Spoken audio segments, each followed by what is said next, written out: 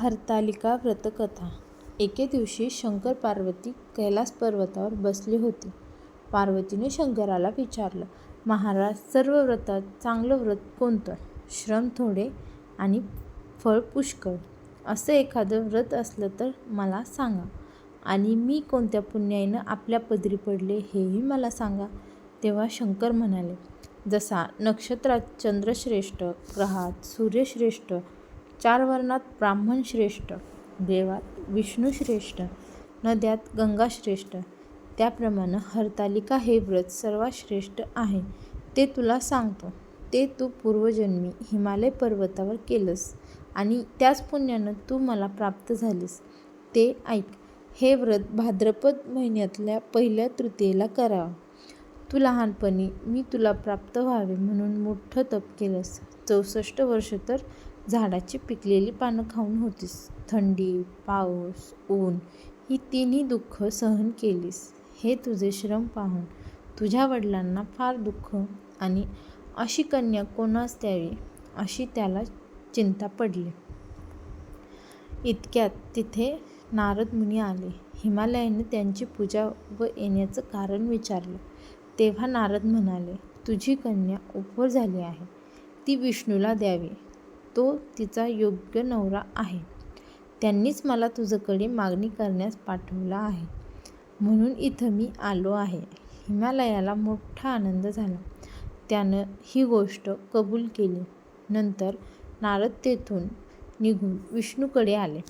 त्यांना ही हकीकत कळली व आपण निघून दुसरीकडे गेले. नारद गेल्यावर तुझ्या वडिलांनी ती गोष्ट तुला सांगितली. ती गोष्ट तुला रुचली नाही. तू रागावलीस. असं पाहून तुझ्या सखीनं रागावण्याचं कारण विचारलं. तेव्हा तू सांगितलंस, महादेवा वाचून मला दुसरा पती करणं नाही असा माझा निश्चय आहे. असे असून माझ्या वडिलांनी मला विष्णूला देण्याचं कबूल केलं आहे. ह्याला काय उपाय करावा?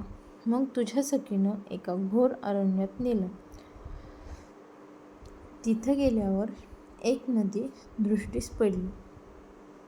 जवळच एक गुहा आढळली. त्या गुहेत जाऊन तू उपवास केलास. तिथं माझी लिंग पार्वती स्थापिलीस. त्याची पूजा केलीस. तो दिवस भाद्रपद शुद्ध तृतीयेचा होता. रात्री जागरण केलंस. त्या पुण्यानं इथलं माझं आसन हललं. नंतर मी तिथं आलो. तुला दर्शन दिलं आणि वर मागण्यास सांगितलं. तू म्हणालीस, तुम्ही माझे पती व्हावं याशिवाय दुसरी इच्छा नाही. नंतर ती गोष्ट मी मान्य केली व गुप्त झालो. दुसऱ्या दिवशी ती व्रतपूजा तू विसर्जन केलीस. मैत्रिणीसह त्याचं पारण केलंस. इतक्यात तुझे वडील तिथे आले. त्यांनी तुला इकडे पळून येण्याचं कारण विचारलं. मग तू सर्व झालेली हकीकत त्यांना सांगितलीस. पुढं त्यानं तुला मलाच देण्याचं वचन दिलं.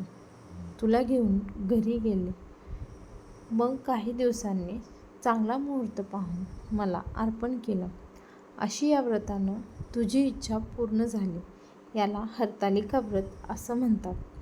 याचा विधी असा आहे, ज्या ठिकाणी हे व्रत करायचं असेल त्या ठिकाणी तोरणं बांधावं. केळीचे खांब लावून ते स्थळ सुशोभित करावं. पुढं रांगोळी घालून पार्वतीसह महादेवाचं लिंग स्थापन करावं. षोडशोपचार त्याची पूजा करावी. मनोभावे त्याची प्रार्थना करावी. नंतर ही कहाणी करावी व रात्री जागरण करावं. या व्रतानं प्राणी पापापासून मुक्त होतो. 7 जन्माचं पातक नाहीसं होतं. राज्य मिळतं.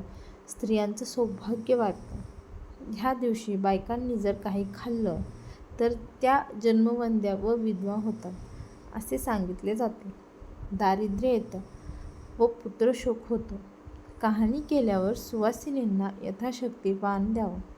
दुसऱ्या दिवशी उत्तर पूजा करावी आणि व्रताचं विसर्जन करावं. ही 60 उत्तराची कहाणी. 5च्या उत्तरी देवा ब्राह्मणाचे द्वारी, गायीचे गोठी, पिंपळाच्या पारी, सुफळ संपूर्ण.